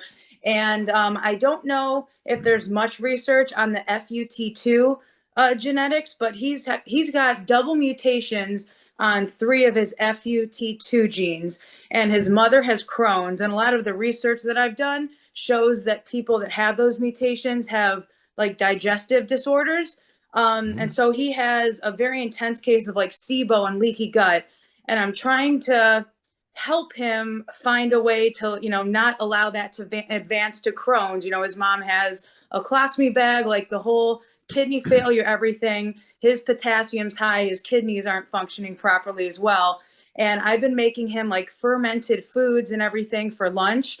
And then I read, and we got the Echo hydrogen generator under our sink. And then I started reading that if you have SIBO, not to eat fermented foods or drink hydrogen water, because that could feed the bad bacteria. And I was wondering if either of you could offer some clarity on that. Yeah, Dr. Minkoff, do you want to take that one first, and then I'm happy to answer it. I think these gene tests can be helpful, but it's 90% lifestyle and 10% genes. And for someone to have SIBO and all this other stuff, has he been sick his whole life? I think he's always had symptoms of like the reason why we ended up doing a deep dive into all of this is because he's getting these like super bad night sweats at night, these like skin rash outbreaks, and sorry not to be gross, but like diarrhea and things like that. And he eats a lot, but he's got a lot of fat in his stool, so I don't think he's absorbing a lot of the fats. So I don't know if this has been happening his whole life, but it's definitely at a heightened point right now. He's 38. Right. But so I used to be a pediatrician, and the people who have real bad genetics miscarry, they never make it. And the ones that make it that are real sick, they have 3 chromosomes instead of 2, trisomy 18. They have these genetic defects. They don't usually make it past infancy. So most of us that have made it to 38 have reasonable genes that we can survive with. And that if you figure out what are the actual things in his lifestyle of what he's eating, get a good gut biome test on him, see what his deficiencies are, see what his genetics, where you can maybe supplement things. He doesn't methylate, or he needs some help, he needs some more glutathione, or he needs some other stuff, that you can fix him, because basically his genes are good enough to have survived, and that he can be okay. And probably when he was 15 or 20, he was okay. And now, because of sort of the confluence of life stressors, what he's eaten, his lifestyle, it's now too much for him. And we find that, 95% of these people, that you can get them back. Sometimes there's other issues. They have root canal teeth. They have mold.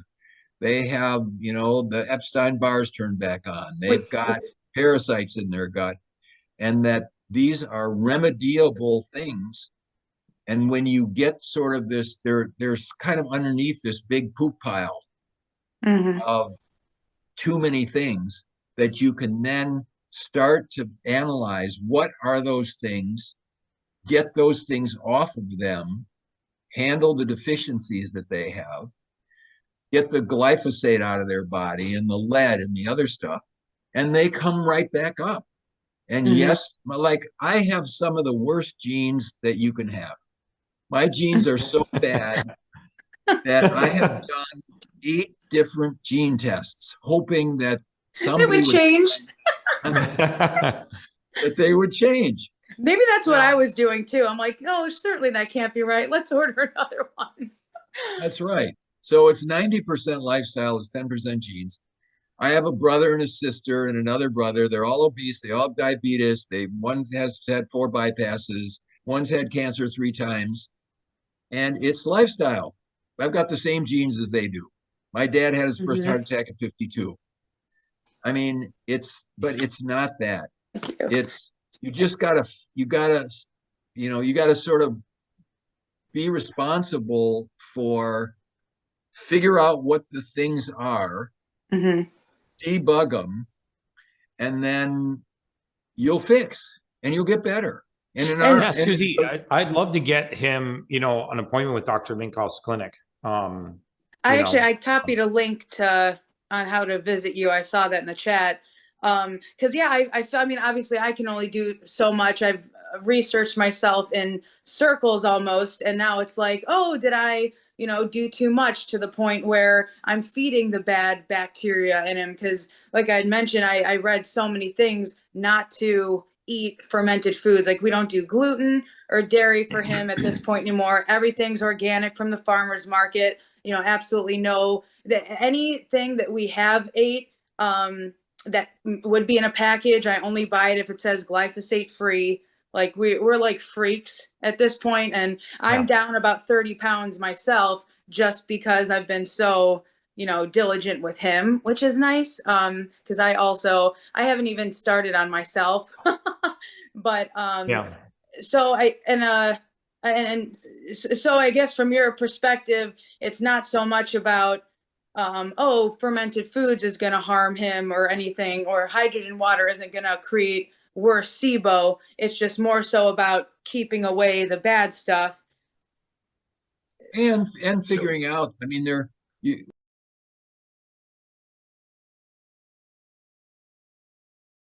we find that in every person, there's some key things that are going on enough underneath the surface that the doctor that has been working with him doesn't appreciate it.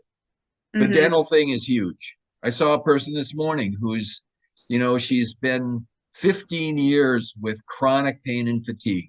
I'm her 32nd doctor. And when I did her, one of the examinations,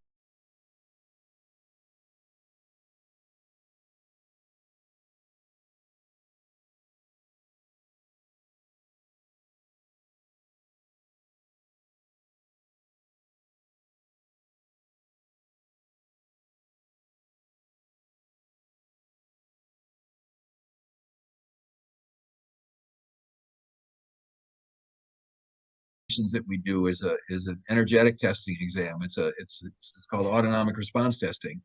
The thing that came up in her body as the most biggest stressor to her body was something that's called jaw osteitis. She's got a chronic low-grade infection in her jawbone, most likely where one of her wisdom teeth was pulled. And when she goes to the dentist, and the biological dentist, and he opens that up, he will find a pocket of pus, toxins, and this. Yeah, called a cavitation. I talk about this. I did a whole podcast on it. And Susie, I apologize. We have to hop to the next question, but I definitely would like you to get an appointment with Dr. Minkoff's clinic. Absolutely. No, thank you both. Thank you so much. You're very welcome. Hey, man. Hi, Gary. Hi, Dr. Minkoff. How are you? Hi. Yusuf? Good. So actually, I'm quite late night here. I'm from Sri Lanka. Have been following you, Gary, for some time now, and I think just new to your rule breaker, hoping to really take things from here.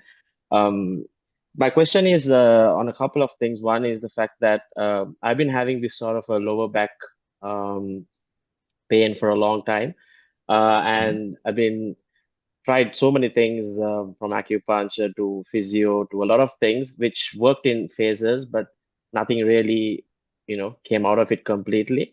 So just wanted to get both your thoughts on as to how what your opinion and what your advice on that would be. I'll give you a couple things real quick, and then I'll let Dr. Minkoff answer. First, I would certainly start every morning with something called a sink stretch. It's just a way of fanning out your facets, increasing the blood flow to that area of the body. Very often the low spine has compromised blood flow. It's just essentially where you grab onto the edge of a sink, put your toes right next to the kick plate, lean backwards, and drop your butt all the way to the back of your ankles. And the reason why I particularly love this stretch, even for people that have had prosthetic replacements and whatnot, is because you have 4 points of contact. You have 2 hands over the sink. You have 2 hands on the floor. If anything goes wrong, it's very easy to bail out of. I would do 4 or 5 of these in the morning. And remember, when you go to stand up, I want you to pull with your arms, not push with your legs. There's a difference between tractioning the spine and stacking the spine. This is a really good way to just open the facets of the spine safely, to fan out the vertebrae a little bit and begin the blood flow there. The second thing I would do is I would actually go get checked for something called a leg length discrepancy. Leg length discrepancy. It usually starts to manifest itself in your 30s. It's where you actually have a discrepancy in the length of your legs, why it's called a leg length discrepancy. This causes your pelvis to tip, and it causes chronic back pain. My son, who's getting ready to run 7 marathons on 7 continents in 7 days, 10 days from now, he's running the Great World Race, couldn't even complete a 10K. Because he had a leg length discrepancy. He went and got the leg length discrepancy fixed with a sole insert. Now he's going to run 7 marathons on 7 continents in 7 days. A lot more common than you think. Dr. Minkoff? Yeah, I think the point on this, I've worked with a lot of people with chronic back pain. And one of the things that you have to really isolate is the back pain coming because there is a disc problem or a ligament laxity problem? Like sometimes the ligaments that hold the spine together are stretched out. And then there's too much play and you get muscle spasm trying to hold the back together when the ligaments ought to be holding it together. And you get chronic spasm because the body doesn't want that extra motion. If the ligaments are the right length, you will get normal motion. But if the ligaments through injury or degeneration are stretched out, now you've got too much motion. There's a spinal cord that's running through there, and that's dangerous to the body. And so in order to hold the structure together, you get muscle spasm, and that can cause chronic pain. So is it a disc? Is it ligament laxity? The other thing that I find in a lot of people is that the head is about the weight of a bowling ball. So if you chopped off your head and you put it on a scale, it's between 12 and 14 pounds for most people. You are holding your head up on a neck that is kind of like a broomstick. So if you took a broomstick, cut it off to 6 or 7 inches, stuck it in the thumb hole of the bowling ball, put it on the table and tried to hold it with one hand, unless the head was exactly over the center of gravity, it would be very hard to hold it up. And so if the neck head junction, the atlas axis, those 2 top cervical bones are not in correct position, and those bones are different than the rest of the back.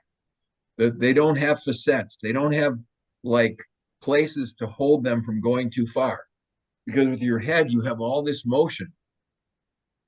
If they are not on right, the rest of the body is going to twist and turn or spasm in order to compensate. And if you go see a person who's an expert in upper cervical chiropractic, orthogonal chiropractic, I have had hundreds of patients where they x-ray those bones, they're out of place, they do the adjustment. Now the neck is on straight. Now the bone unwinds. And I've seen scoliosis in people that you can get a 9 or 10 degree curvature that now goes back to normal because now it's on straight.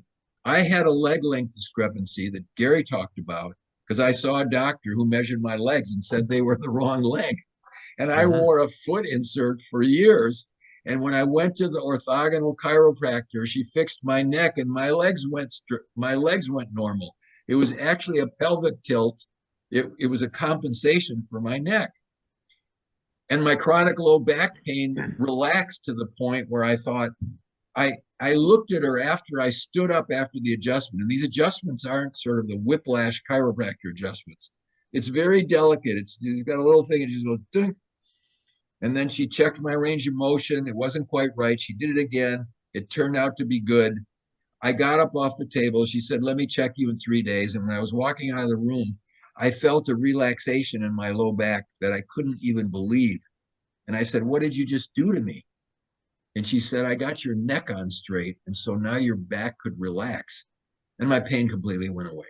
So these are some other things, is find the reason for the back pain. Is it orthopedic? Is it ligaments? Is it a disc? Is it a neck that's out of place? The other thing is that you can get referred pain to the back. If you've had an old scar, a hernia scar, an operation that you had, because your tonsils got taken out. You have a bad tooth. These things can sometimes transfer to other areas. And so the proper thing, especially before 30% of the operations that are done on the back by orthopedists for discs are failures because the disc wasn't the problem. Yes, the disc is herniated, but it wasn't causing the pain. The pain was caused by some other thing. And so you want to, before you get anybody doing something drastic on you, you want to get somebody who can get a proper diagnosis. And when they do and they fix it, the pain will go away. Right. Because Awesome. I think we did an MRI scan, but it said that it was there was no issue in the disc per se. So it was more they said the muscles around has spasmed and it's more a herniation in the disc. Yeah. But so then someone who does most disc herniations are actually asymptomatic too. Yeah. Everybody has disc bulges and herniations. So let's do this. We're going to end up running over a little bit today because I do definitely want to get to a couple of more questions. So I apologize, Joseph. I hope that was helpful. But I'm gonna get to at least 3 more questions before we get into the kitchen. So I apologize if you guys are limited on time, but I'm going to give you a little more time today because I just want to make sure, especially for the rule breakers, that we get to a few more questions. Hi, Laura. Hi, good morning. So nice Good to be morning. here with both of you guys. Great to be here with you. Thanks. I'm allergic to cabbage. Is there some alternative fermented foods that I could easily obtain? And a quick follow-up question. When I make the hydrogenated water, pour it in the glass, to put in the mint and whatever, how long does it stay when it's in the open container? How long does it stay hydrogenated? So if you're allergic to cabbage, I would switch to kefir. If you can get to raw kefir is excellent for you. And people that are allergic to cabbage usually are not allergic to kefirs. The hydrogen bottle has 2 cycles. One is a short cycle for 4 minutes. One's a long cycle for 9 minutes. If you're going to store the water, run the long cycle first, and it will last 5 to 7 hours before the hydrogen begins to dissipate. Even after 10 or 12 hours, it has more hydrogen than regular water, but ideally you'd like to drink it within 5 to 7 hours of running the cycle. Even if you have it in an open container without the lid on? Even if you have it in an open container without the lid on. If you lower the temperature of the water, it will actually last longer. If you raise the temperature of the water, it lasts much shorter. So at room temperature, you've got about 5 to 7 hours of time. And then if it was colder, then it would actually last a little bit longer. Thank you. All right. Great, guys. Great question. Let's fire up 2 more questions. Hi. Adrian, Hi. how are you, buddy? I'm from Singapore. I'm a psychologist for 21 years. My question is about my son, 24-year-old son with autism, but that's not the only thing. He has 5 neurological conditions: dyspraxia, sensory processing disorder, amblyopia, which is depth perception. But the issue is very much the neurological condition. So I have done many of these things like giving hydrogen water, there you go, and the food, right? I got a picture that I sent there, the type of food I like, 10 colors a day, a meal, and what else can I do for him? He's functional, he's walking, he's talking, but You know, he is basically emotionally dysregulated when things don't go his way at the day activity center, right? Hmm. Yeah, yeah. Yes, your most So, important. Dr. Minkoff, do you want to comment on that? Because or I can take it. Yeah, I mean, I think again, it's you got to see if there's a diagnosis that you can actually make a medical diagnosis on it. And I put it in basically three categories. The three categories are, is there something toxic or infectious that's in his system that's causing the neurological malfunction or the neurological damage that occurred to him? The neuroinflammatory condition, yeah. That's neuroinflammatory. Is it Lyme disease? Is it lead poisoning? You know, is it is it mold? Is it one of these things that's actually active in his system? Sometimes it's genetic type stuff. There's this thing called KPU where they're intoxicated by their own waste, their pyrrole waste products. So these things are screenable and you can check these things. So toxin infection, is there anything there that you can find that you could fix? The second area is, are there deficiencies? You know, is he methyl deficient? Is he zinc deficient? Is he amino acid deficient? And this is stuff that you can do laboratory tests on this too. And then I think the third thing is there is there anything structural?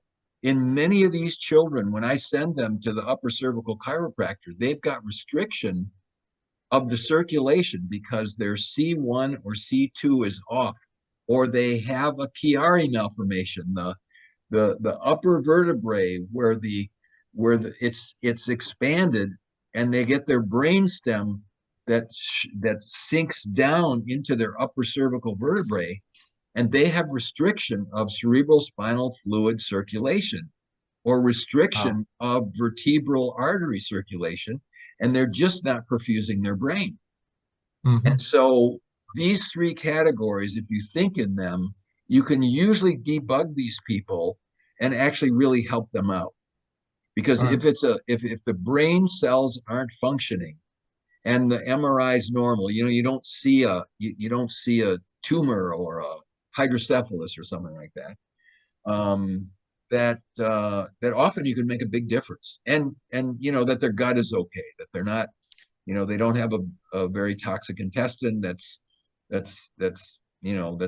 affecting their brain. Yeah, and I'll just say that in the last year alone, we've had 3 patients come through our clinic that were clients of mine that had Parkinson's diagnoses, that were being treated for Parkinson's, and then multiple neuroinflammatory conditions, early onset dementia, Alzheimer's, what have you, that actually had low-grade viral origins, and it's astounding to me the amount of heavy metal toxicity and low-grade viral infections that are misdiagnosed as neuroinflammatory conditions or express themselves as neuroinflammatory conditions. And we largely miss looking for the bugs and the pathogens. And we just assume that there's a physiologic or neurological deficit when there actually may be impairment coming from, pathogenic infiltration. And we've seen it a lot more frequently recently. Yeah, cytomegalovirus, chronic Epstein-Barr virus. Oh my God, CMG, West Nile. These are, and I think that the difficulty is that if you're using classic diagnostics, you're using classical IgG, IgM, try to find these infections, that a lot of times you won't find them. And that you got to go to some kind of energetic diagnostics, electrodermal screening, autonomic response testing. There's a lot of these now, and some of them are computerized where, holy smokes, there it is. But you're not finding it in the regular blood tests, and that can really open up a lot of doors. The other thing is sometimes there's chronic parasitic infections and the diagnostics on these are very difficult because there's very few labs that can do stool tests and really find the parasites. And if you use some of these energetic type testings, you can find these things.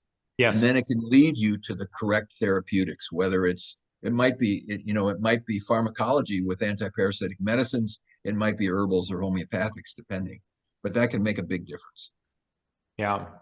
Because I think the traditional the traditional neurology approach is so narrow that in so many cases, they just result in, okay, we're going to give seizure medicines, or we're going to give anti-inflammatories, we're going to give these things without finding an actual, infection, toxin, what is it? And that when these people come to us and we find it, we actually can make progress with the patient, because this thing has been going on and the patients respond, and you can find it, and then they respond, and then they get better. I couldn't agree more. Okay, we're going to get to one last question before we head in the kitchen. I show you today's meals. So I'll keep Dr. Minkoff on for one last question. I mean, let's all thank Dr. Minkoff so he can hop off before we switch to after this last question. So before we switch over to the kitchen, I know how busy you are in your practice, Dr. Minkoff. So we really, really appreciate you giving us your time today. Thanks, Gary. Karina, you're muted. Bottom left-hand corner. Okay. There we go. Hear me? We got you now. Thank you. So I'm 63. 7 years ago, I was diagnosed after 60 days with Lyme disease.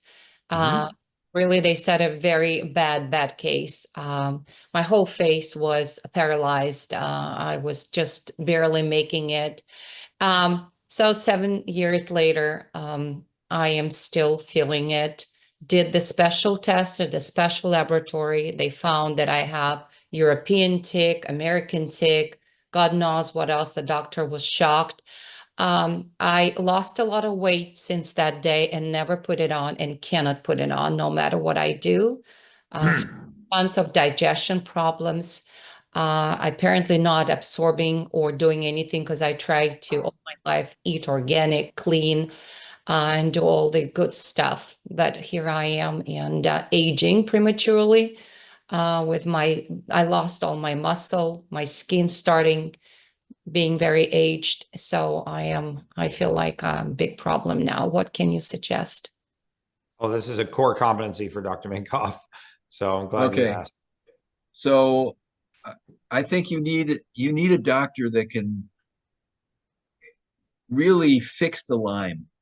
There is a myth that people who have chronic Lyme disease are going to have it forever, because the usual approach to Lyme disease by infectious disease doctor, and I used to be one, is that antibiotics are the treatment, and that you take the course of antibiotics, and if you still have symptoms when you're done, it's your problem, not theirs, because they treated the Lyme and it should be gone.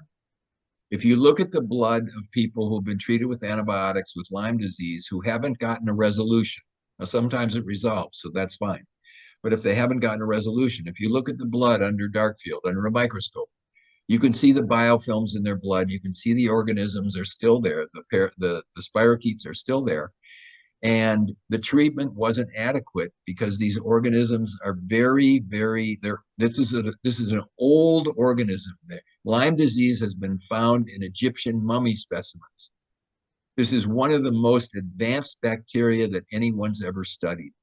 They have genetic mechanisms where they can change their surface proteins. So then the usual tests that are looked for, you don't find them, because the immunoglobulins, the antibody tests that are used to find this, the structure is different on the surface of the cell. And so you don't get the same, you get a negative. And so you have to be able to do treatments that handle the biofilms and that go deep enough in the body, and to restore the immune system and the other underlying things, so that then the Lyme disease will go away. It is treatable, and our clinic is like a center, worldwide center for Lyme disease, because we see a lot of it, and 90% of the time people get better. And it may take a few months, but it can resolve. And it's just that the traditional approach to it is just inadequate. You have to make sure that you restore immune competence, deficiencies. If there's neck orthopedic stuff, if there's chronic low-grade viruses plus chronic parasites, if there's dental issues, you have to kind of handle the whole body and restore it. See, Lyme is not an aggressive bacteria. Like in my training, I saw some people that got plague. I had a little kid come into my office that was bit, or that got a bite. This is outskirts of San Diego, and the kid had plague, bubonic plague, and they die. I put him in my car and I drove him to the hospital. We gave him a shot of penicillin. We drove him to the hospital, and by the time we got him in the hospital, he had a cardiac arrest and he died. So like there are some infections like flesh-eating strep, like meningococcal meningitis, where these infections will overwhelm the immune system and they'll take somebody out. Lyme is not that kind of infections. 99% of the people that we see with Lyme have no bullseye rash. They have no flu prodrome. They don't have anything. This is a minor low-grade organism. And it doesn't affect people very well unless they get a high dose or they already have an immune compromise of some kind. And then it could get to them and be chronic. So if we can restore the immunity and the overall underlying health of the person, which usually they don't know that they got, then the Lyme handles and it goes away. Man, I think that may be the most important answer to a question we've gotten all day, maybe even on all of our challenges. And the reason for that is that you never want to just simply accept that you have a chronic disease or a pathogen or that something has happened to you. You want to accept that something's happened within you, meaning we never stop digging for the underlying cause: metals, parasites, mycotoxins, mold spores, all of these things that actually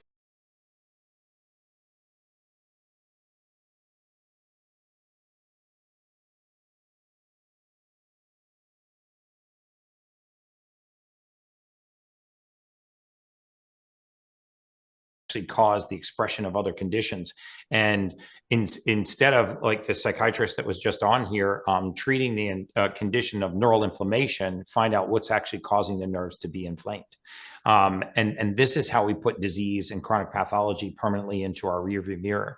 And I would suspect with you that this is not just Lyme disease, but also some kind of underlying immunocompromised condition that if you continue to search for the pathogen and you find it, or that you can strengthen the body and heal. I've seen this myself in our chronic Lyme and chronic West Nile patients that were diagnosed with other conditions: pill rolling tremors, dysdiadochokinesia, flexor dystonia, all of these hallmarks of chronic disease. And they were actually just the byproducts of the chronic infection. We were able to handle the chronic infection and fix the chronic disease. So, all right, guys, we're heading into the kitchen now. Dr. Minkoff, thank you so much.